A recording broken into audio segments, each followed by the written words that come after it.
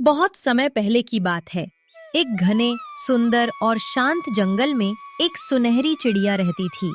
उसके पंख ऐसे चमकते थे मानो सूरज की किरणों ने उन्हें सोने में गूंथ दिया हो। उसका नाम था सोनपरी। वो बाकी चिड़ियों से अलग थी। न सिर्फ उसकी सुंदरता में बल्कि उसकी आवाज में भी एक जादू था। जब भी वो गाती, पूरा जंगल ठहर जाता था। पेड़ झूम उठते, नदियां धीमे बहने लगतीं और जानवर उसकी आवाज में खो जाते। लेकिन सोनपरी के दिल में एक रहस्य छिपा था। हर पूर्णिमा की रात जब चांद पूरा होता, वो जंगल के सबसे पुराने बरगद के पेड़ के नीचे उड़कर जाती और वहां घंटों तक किसी अदृश्य व्यक्ति से बातें करती। किसी ने कभी उसे देखा नहीं, लेकिन सबको पता था कि वह वहां किसी से मिलने जाती है।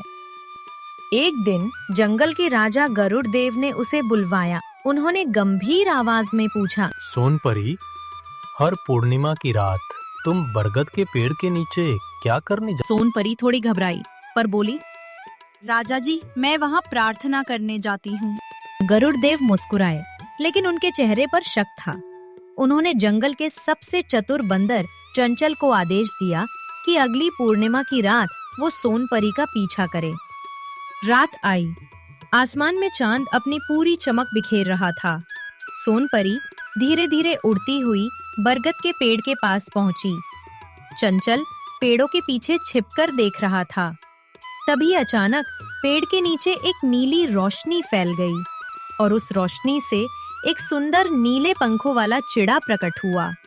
वह सोनपरी के पास आया और बोला, सोनपरी, बस एक और पूर्णिमा के बाद मैं तुम्हें इस जादू से मुक्त कर दूंगा और हम शादी कर सकेंगे। सोनपरी की आंखों में आंसू आ गए। अगर इससे पहले किसी ने हमारा राज जान लिया तो? उसने चिंता से पूछा। तो मैं हमेशा के लिए पत्थर बन जाऊंगा। नीले चिड़े ने कहा। ये सुनकर चंचल के कान खड़े हो गए। उसने ये सब देखा और अगले दिन जाकर गरुड़ देव को बता दिया। गरुड़ देव हैरान रह गए। उन्होंने तुरंत जंगल की सभा बुलाई। ये नीला चिड़ा कौन है? उन्होंने पूछा, लेकिन किसी को कुछ पता नहीं था। आखिर सोनपरी को बुलाया गया। वो डरते डरते आई और बोली, राजा जी, वो नीला चिड़ा एक राजकुमार है, राजकुमार नीलराज। वो इंसानों की दुनिया का राजकुमार था। एक दुष्ट तांत्रिक ने उसे शाप देकर चिड़ा बना दिया था। मैं उसी को बचाने की कोशिश कर रही हूँ। अगर 7 पूर्णिमा तक मैं उस पर विश्वास बनाए रखी तो वो फिर से मनुष्य बन जाएगा। गरुड़ देव ने कहा, लेकिन ये तो बहुत खतरनाक है। तांत्रिक का जादू शक्तिशाली है। अगर उसने पता लगा लिया कि तुम उसकी मदद कर रही हो तो तुम भी पत्थर बन सकती हो।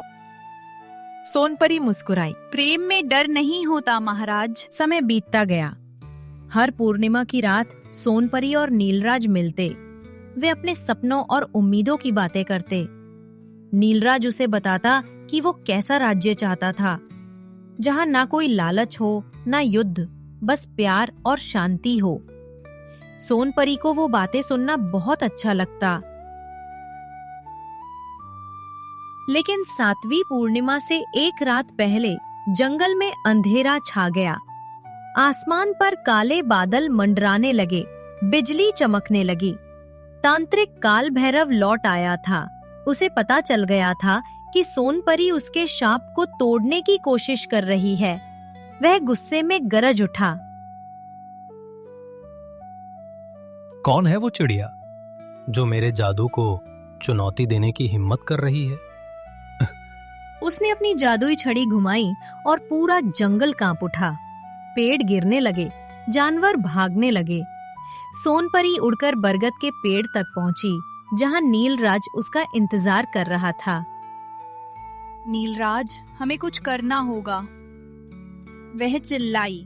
नीलराज बोला, बस आज की रात गुजर जाए तो जादू टूट जाएगा। हमें छिपना होगा। लेकिन तांत्रिक वहां पहुंच गया। उसने दोनों पर हमला किया। सोनपरी ने अपनी पूरी ताकत लगाई। अपने सुनहरे पंखों से बिजली जैसी रोशनी फैलाई।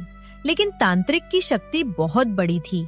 उसने जादू का मंत्र बोला और नीलराज पत्थर बन गया। सोनपरी रो पड़ी।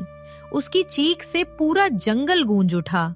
उसने कहा, मैं तुम्हें नहीं छोड़ूंगी, और अपने पंखों से पत्थर को गले लगा लिया। उसी क्षण एक तेज चमक हुई और सब कुछ शांत हो गया। जब गरुड़ देव और बाकी जानवर वहां पहुंचे तो उन्होंने देखा पत्थर की जगह दो सुंदर मूर्तियां खड़ी थीं, एक नीले चिड़े की और एक सुनहरी चिड़िया की, जो एक दूसरे को देख रहे थे, लेकिन उनकी आंखों में जैसे जीवंत चमक थी। उस दिन से जंगल के हर जीव ने सीखा कि सच्चा प्रेम न शरीर देखता है न रूप, वह बस आत्मा से जुड़ता है।